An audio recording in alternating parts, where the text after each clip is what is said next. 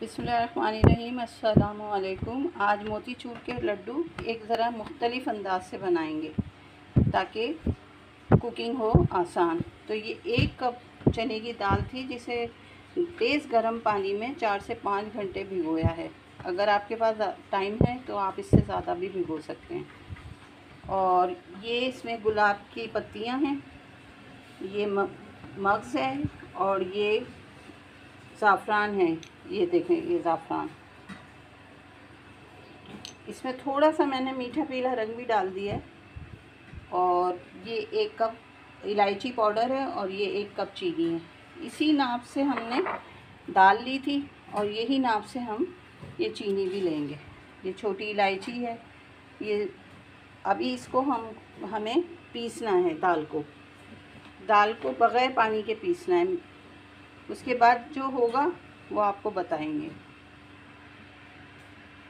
ये दाल को इस तरह मिक्सी में डाल के पीस लें बग़ैर पानी के।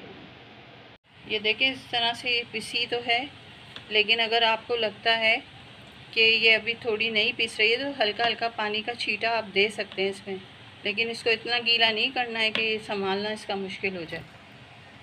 ये दाल पिस चुकी है, हल्की हल्की सी इसमें नमी सी है। अभी मैं इसको इस तरह जैसे पकोड़े बनाते हैं ना, इस तरह इसमें घी में बनाएंगे। ये देखें, घी को गर्म करने के लिए रख दिया है। अगर ये हमसे इस तरह नहीं बन पाया तो हम इसमें थोड़ा सा दूध भी डाल देंगे और फिर आपको बताते हैं। इस तरह से ये जैसे पकोड़े बनते हैं, बस बिल्कुल इस तरह से इसको बनाएं। अच्छा, मैंने आपसे कहा था कि अगर ये नहीं बने तो हम इसमें थोड़ा सा दूध डालेंगे, लेकिन ऐसी कोई भी ज़रूरत पेश नहीं आई। ये बिल्कुल सही था। बस ये इसको हम हल्का हल्का सेक लेंगे दोनों साइडों से, फिर इसको निकाल के और दोबारा पीसेंगे और फिर चाशनी बनेगी। ये देखें, बिल्कुल सही बन गए, ना चिपके हैं नीचे ना कुछ हुआ है और कलर भी सही आ गया है। बस अब हम इसको निकाल लेंगे और फिर दूसरा बैच डालते हैं। ये देखें, दूसरा बैच डल रहा है। अच्छा, ये घी असली है। अगर आप लोगों के पास नहीं है तो आप डालडा डाल लें, कोई मसला नहीं है। उसमें भी अच्छे बनते हैं, लेकिन असली घी, ज़ाहिर है असली घी का मज़ा ही अलग होता है। ये देखें, इस तरह ये तैयार हो गए। अब इनको इस तरह से छोटा छोटा तोड़ लें। अब इसको हम दोबारा है ना पीसेंगे और अभी चाशनी भी बनेगी। ये 1 कप चीनी और ये आधा कप पानी, ये आप इसमें डाल दें।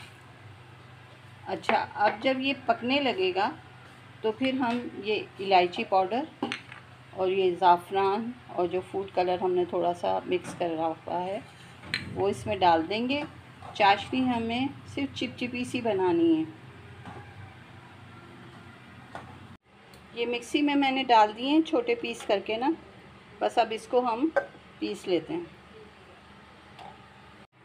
ये देखें, चाशनी में वो ज़ाफ़रान और इलायची पाउडर भी डाल दिया है। बस अभी ये कुछ देर में तैयार हो जाएगी।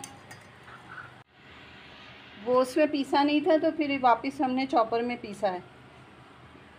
अब ये पिस गया है। अब इसमें हम गरम गरम चाशनी को मिक्स करते हैं।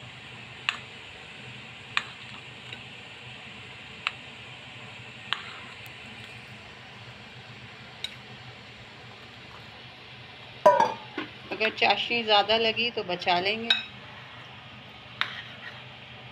अब इसको मिक्स करके वापस इसको चूल्हे पे रखा है और 2 मिनट के लिए हम इसे ढक के रख देंगे ताकि जो चाशनी है वो इसके अंदर अच्छी तरह जज़्ब हो जाए। अब इसमें मग्ज़